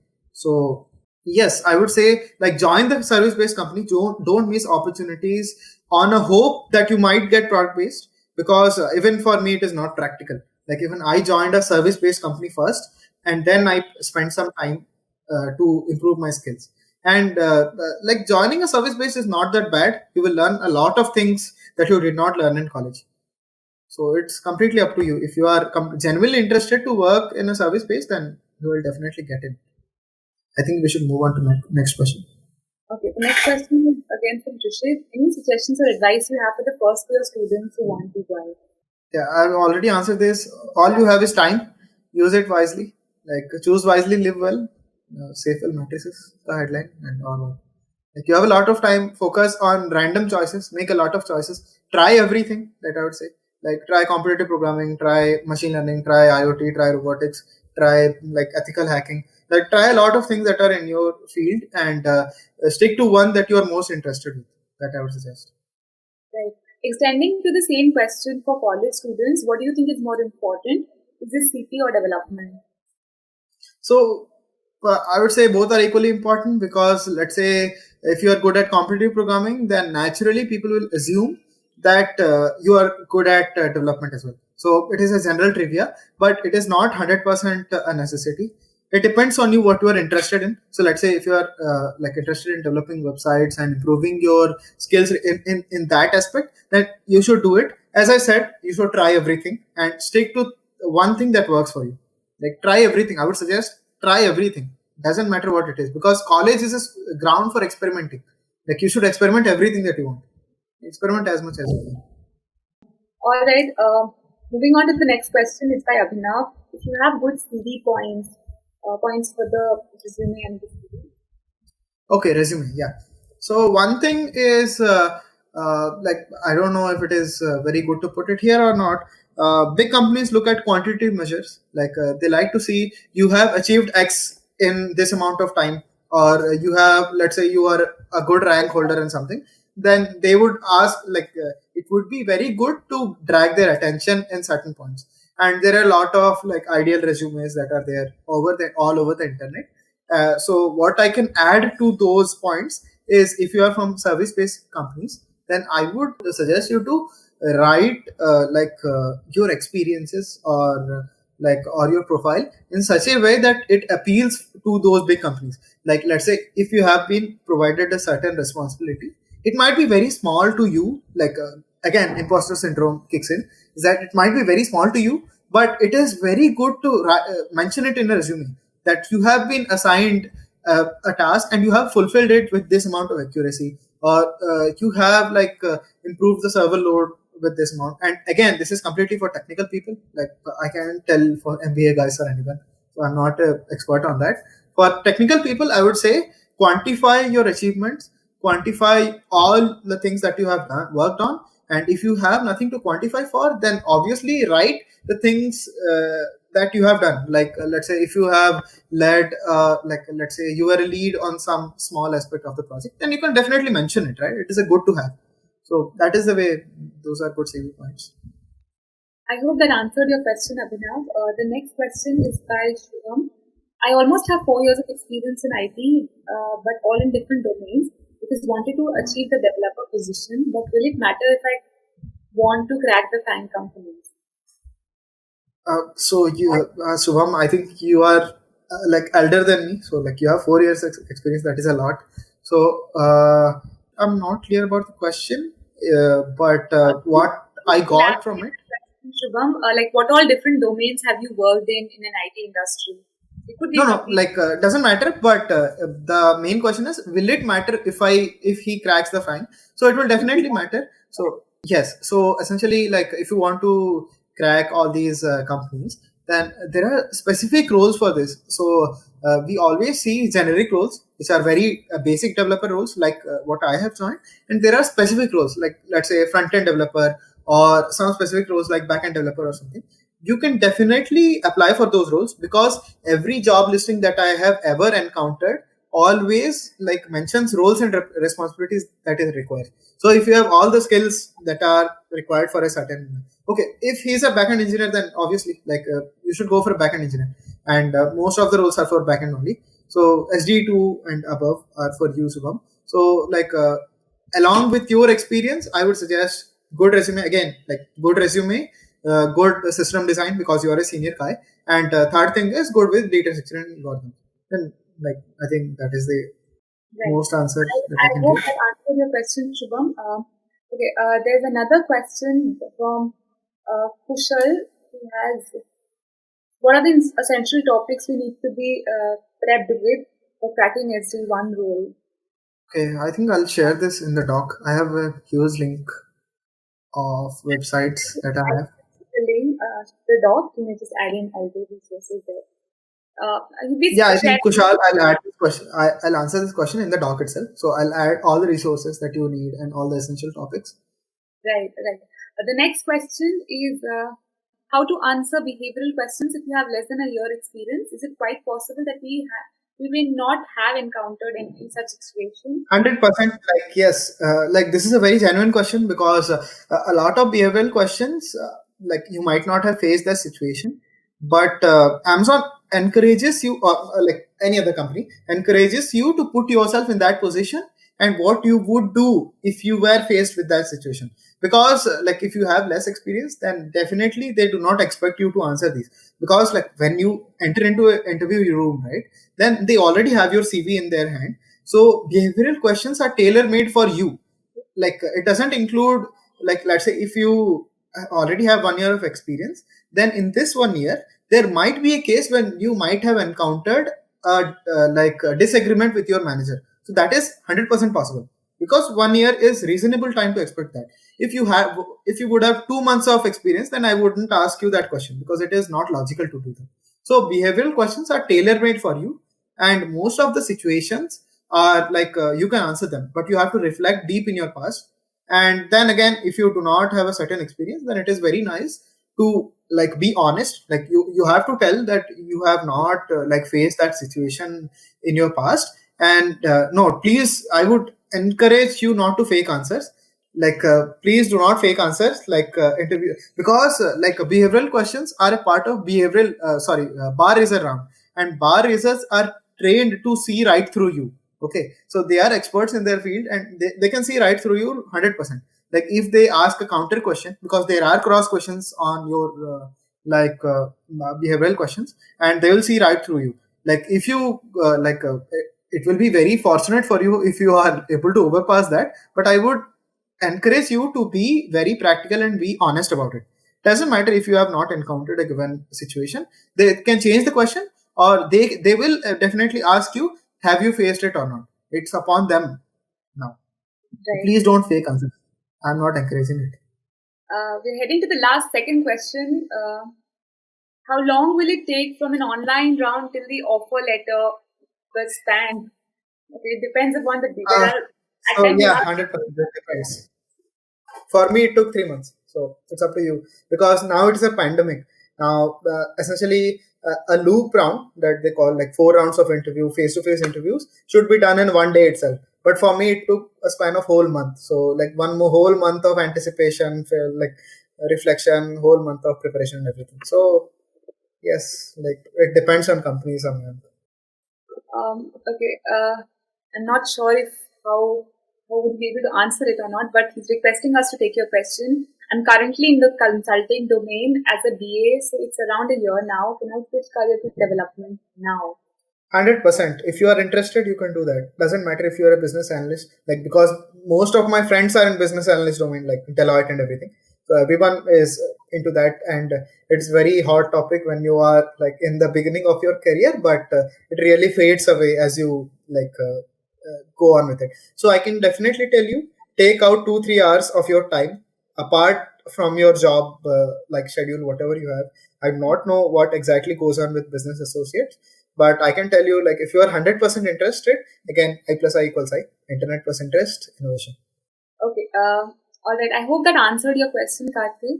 The next question is by Anju. Okay. How your previous company experience has helped you? Okay, she is my company alumni, so she is senior to me. Now, I would say is I would take the name of the company Mindfire Solutions.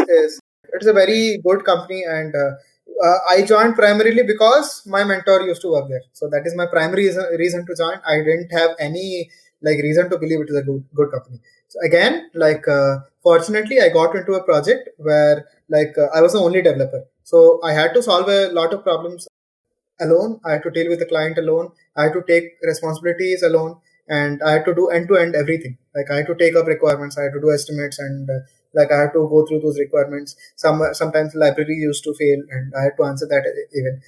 Fortunately, my client had a master's degree in computer science, so I did not have to struggle with the technical details. If I had a genuine technical problem that I was not, like, it was impossible to solve, then my client would definitely understand. But it is not like he was going easy on me. He was very hard on me, and even my manager was very supportive. So I would say, like, yes, it has helped me on and off. There are a lot of scenarios where I was seen as a big failure from my manager. Like my manager was at a point, he used to tell with my colleagues that I'll kill Raghu, but that was again in the past. But yes, so a lot of on and off scenarios. Answered your question, Anju. The next question is by Simon O. Shishagiri. I have been selected for TCS in the undergrad. I'm an undergrad student interested to move to a product-based company. How do you think should I prepare? And if you can share the resources, guys. For everybody who's asking for the resources, before we finish, I mean, I assure you, I allow Raghu to use the last 5 minutes and share all the links, and I'll make sure I share the doc file with all of you guys. Be rest assured, Yes. I won't take that up. Yeah, all right. If somebody has to move from a service level company who's there in the final year and wants to move to the product one, how do you think is the preparation should be like? So essentially, I have not shared with everyone, but there was this competition called TCS Core Beta in my final year as well. It was very famous at that time. My All India rank was 63, I guess, from 99,000 some people. I don't even remember.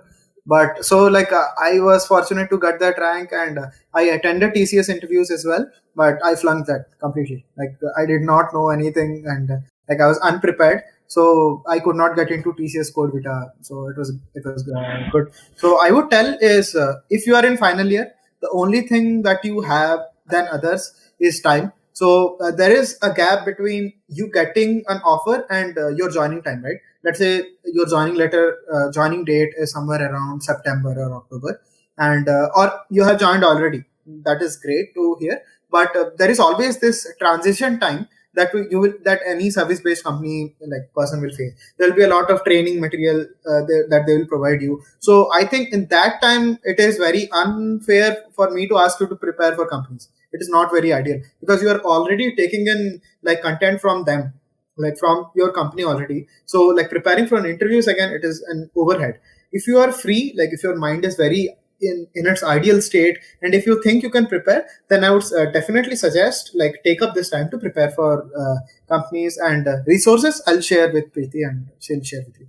All right. I hope that answered your question, Simon. There's a Yeah, he says question. thank you. Thank you. There's another question by Ujjwal. I do CP and I'm doing Django right now. Could you please suggest me any project which I should take, which can be called as a good project? Any help on Okay, this side? very nice. So I have like come across this like hi Ujjwal, I'm a Django guy myself, so I can relate to you. So the best thing if you are searching for a project is to build something, right?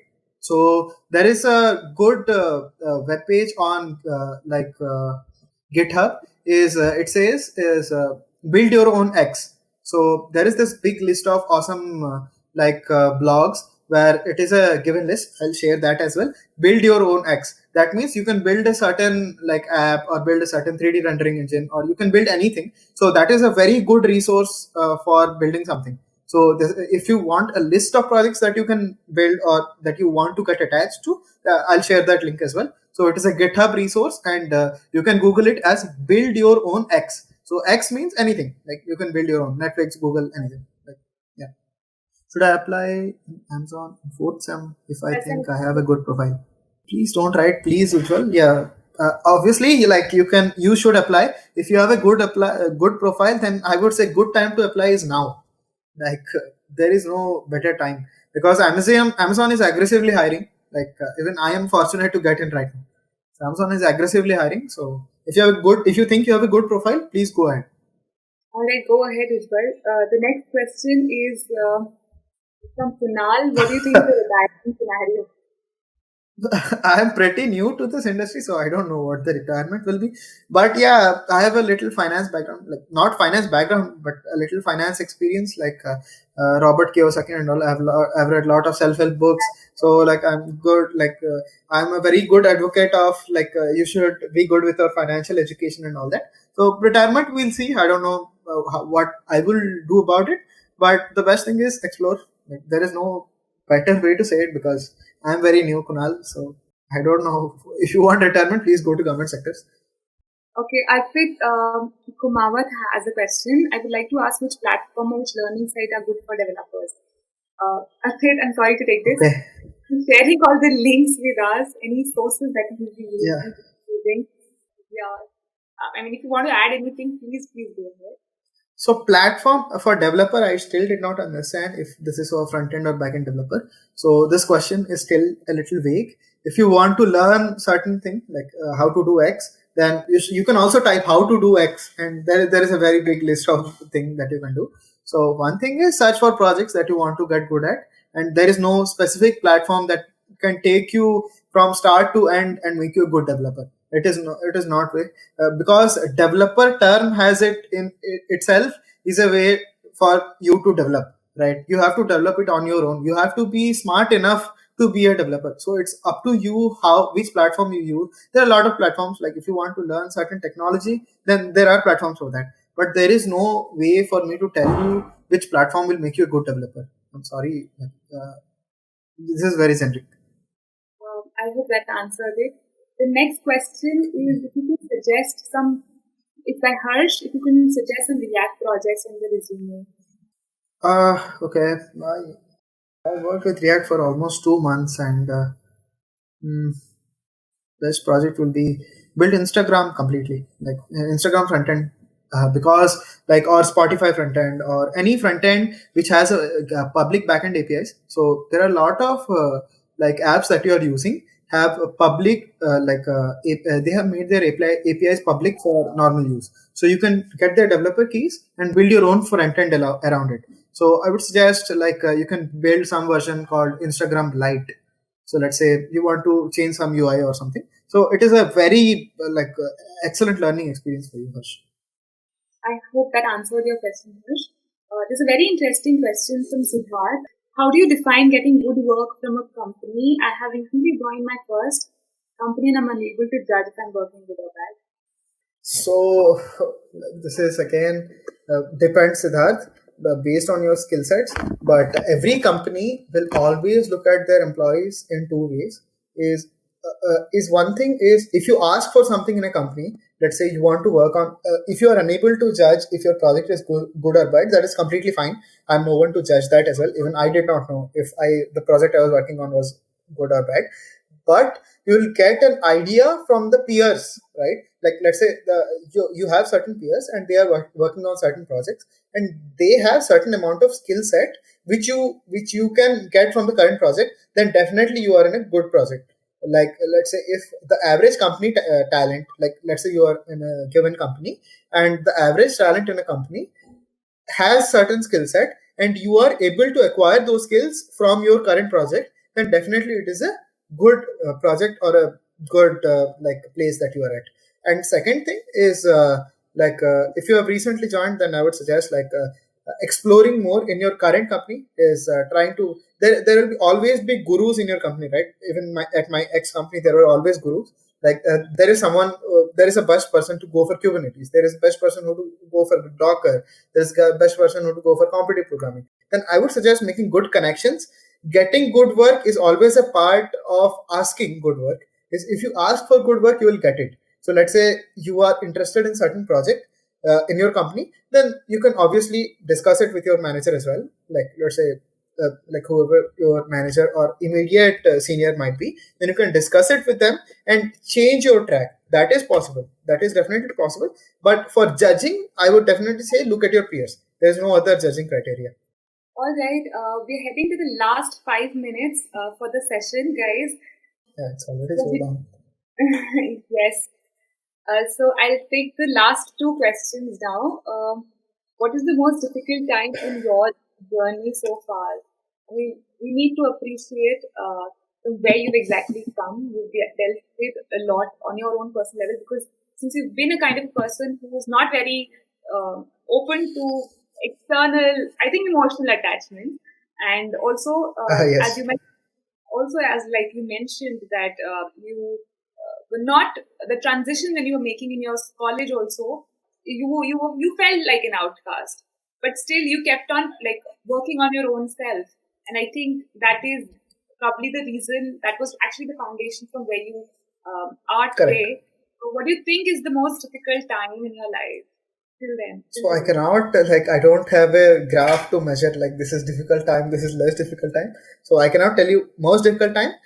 I can tell you is the most important time that I learned a lot. So that I can tell you is very important phase for me. It was in my second year engineering again when I attended Robocon 2016. Is when one of my mentors, he was my senior, so he clearly mentioned to me that I was certainly acting out, and he told me that there is no very big difference or visible difference between people from an IIT and us, like tier 3, tier 2 colleges. So there is no very big difference. What he essentially told me is his vision was very nice. So I would appreciate that. Is he told me that the difference between IIT and us is that he has attempted 4 questions correctly, 4 or more, like X. It was a figure of speech, and I have made 4 mistakes in my life. So that is the only way. And also, he told me that 2 years, let's say an IITian has worked 2 years harder than me. Like 11, 12, he has focused on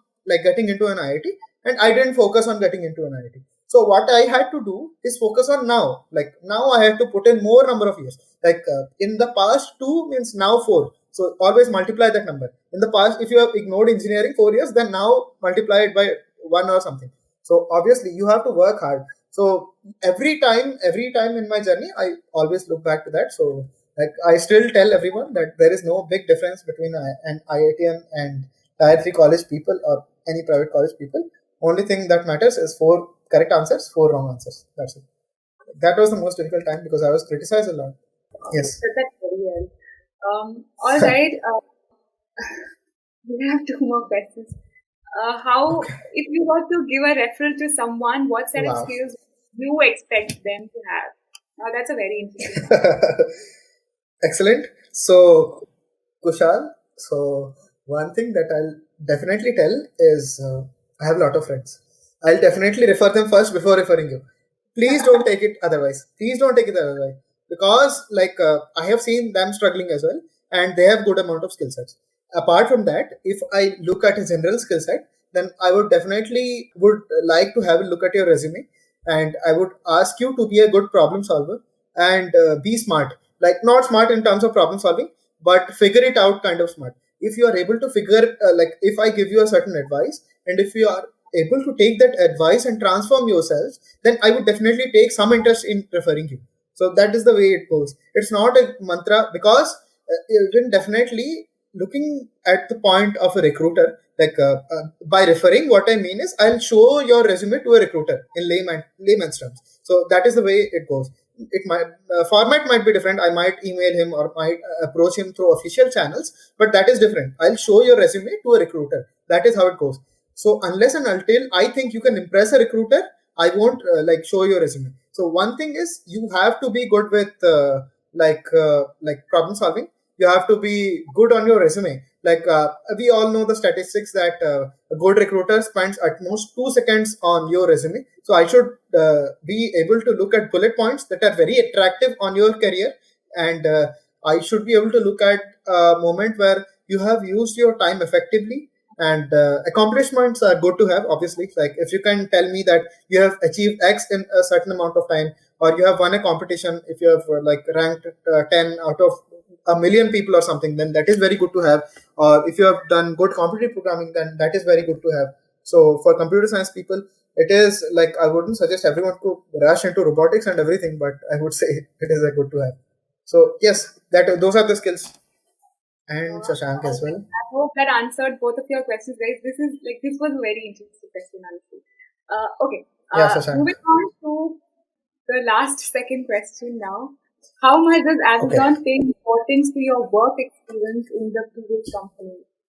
So again, this question depends, because if you are appearing for a senior role, like if you are applying for a senior role, then obviously experience matters, right? They would want to hire you for your expertise in that senior role. Like they are trying to fill you, like you have to fill in someone else's shoes.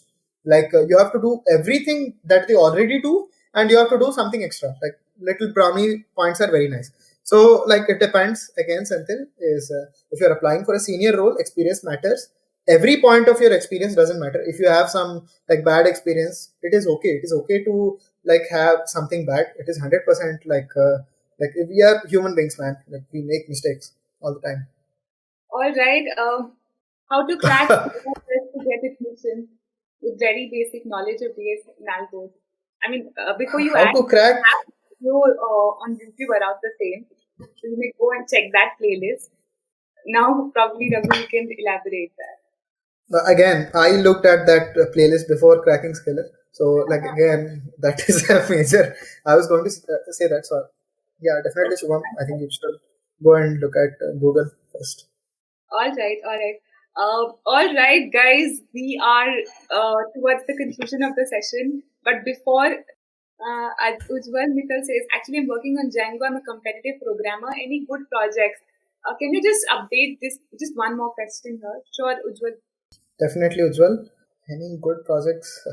I already mentioned this. So good projects are the ones that being specific are the ones that bring out your talent more. So let's say you are a good backend developer, then I would suggest you to build some terminal tool or build a set of APIs using Postman, which like extend your knowledge better. So like that is the way to look at projects. So like again, I would encourage you to go and look at build your own X, where like it is a very big list. So it is not, I think, ideal for me to mention certain thing which I like. You might have different set of preferences. So Ujjwal, I would suggest, highly encourage. I'll put that link as well. Build your own X. So it's a very big, exhaustive list. Even I am not able to complete one project as well. So it is very good list that I have come across. And so yes, good project is one that brings the most talent out of you. So that is how I would judge. And either be it backend or front end, it's up to you to judge. So if you are good with backend, then I would ask you to build a compiler or something. If you're good with front end, then I already suggested build some front end with already provided public APIs, because building complete backend and front end is very intensive task, and you have to be a good senior guy to build it with a good amount. The session was wonderful. Yeah. Thanks for the opportunities. Also, I want to ask if there are any opportunities for a person with BTech in non-CS in FANG companies. 100% yes. I think I've already answered this question. Yeah. Is your branch does not matter at all, but if you are currently trying to begin and everything, I would suggest take some time and learn like what are the computer science concepts, because it is not like people who have studied CS branch for 4 years in their university has wasted their time, right? It is not like you can just go in and completely blend with the crowd. So what I would suggest is get your basics clear. There are certain concepts in computer science that are must-haves in any FANG companies or any good companies. So I would highly encourage you to first go and clear your basics, then come up with data structure and algorithm fundamentals, and then apply for FANG companies. Because being a good software engineer here is more important than just getting into FANG companies, which is again encouraged by Abhimanyu. I really like the thought process of Abhimanyu. I really like it a lot. Preeti, I have pasted all the links there. I'll add some links in the process. Sure, sure. So these are assorted lists. I mean, they will in no way tell you okay, do this first, do this later. So this is assorted. And the first link, how to nail the Amazon interview, is a very good practical guide that I have. So I followed it completely. All right, guys, I'm sharing the link of the Google Doc here. Of course, you would not have the access for it right now. Give me some time. I'll share the access to everyone. But this is the link that you can probably use. These are some prime resources that have been. So you all will have the access to the document for sure. This is probably a gift from our end for staying all until now. This brings us to the end of this session, most probably. This was personally one of the longest sessions, if I know. Guys, how did you find the session? Drop in your views in here. How did you feel about, any suggestions you have for both of us? Yeah, Anshuman, thank you. I'm essentially getting passed out with no industry experience and not getting any job openings. So this is a major question. Yeah, I think we have missed it. So one thing I would suggest is, first thing you should do is prepare your resume, Aditi. Is do the best you can, prepare your resume, and I would suggest ask you to not only go with the brute force way. One more suggestion I have is for you to go in the exhaustive way. If you are not getting any job openings, then what I would suggest is outwork. Apply for 100 interviews. This is the parallel that I at least think myself compare myself against, is if I apply for 100 job openings, then I might get 20 interview opportunities. I might clear 1 to 2 out of them. So I would highly encourage Aditi to span across industries, span across interview sites, span across all the job portals that are available: LinkedIn, Insta, Top Hire, Naukri, whatever you find. Please, I would suggest you to find a certain place. And again, obviously, you might have college seniors whom you can ask for referrals to good companies as well.